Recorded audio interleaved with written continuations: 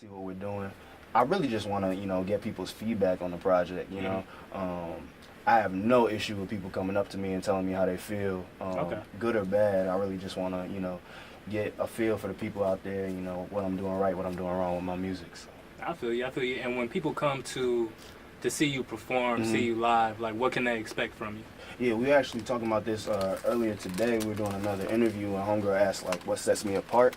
And really, we try our best to, and I always say we because I got a strong team behind me, we really try our best to make sure that everything we do is part of a holistic package. So from start to finish, from like the first time I started recording I Need You, I was already thinking about what it was going to look like visually and what it's going to look like on stage. So what you can expect is like it's a whole package, if you ever felt the kind of emotion that kind of went into that song, I'm gonna try to take you there when you come to the show. So okay, and I definitely want to make sure that we touch on the fact that you're not just an artist, but you're also a student, so you have double the grind for the students who are tuned in, since we are on University of Maryland's campus. Do you have any advice for people who want to become an artist and are trying to learn how to balance that with school?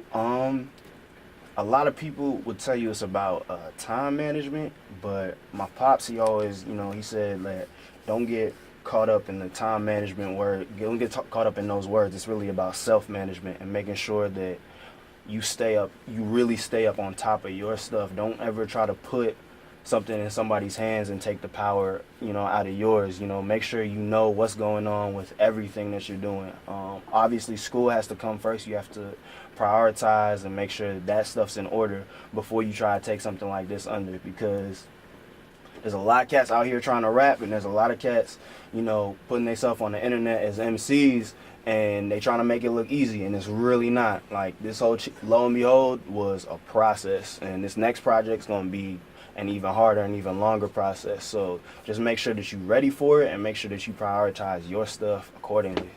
Okay, and that's actually a perfect segue into what I wanted to talk about next, that long process that you have coming up, because, you got another year of school, and then you got to think about what's next. What would you say would be ideal if you had your way? Where would you be in the next 2-3 years with music and just beyond school? Where do you see yourself? Okay, in the next 2-3 years, well, I see myself doing 2 more projects similar to Lo and Behold. Okay. And then when I say similar to Lo and Behold, it's like, because you say a mixtape project, a lot of cats do go over other people's beats and stuff. Lo and Behold, we structured it like an album. So I see myself doing 2 more projects like that for free just to give out to the people, and then gearing up for a major album to distribute nationwide.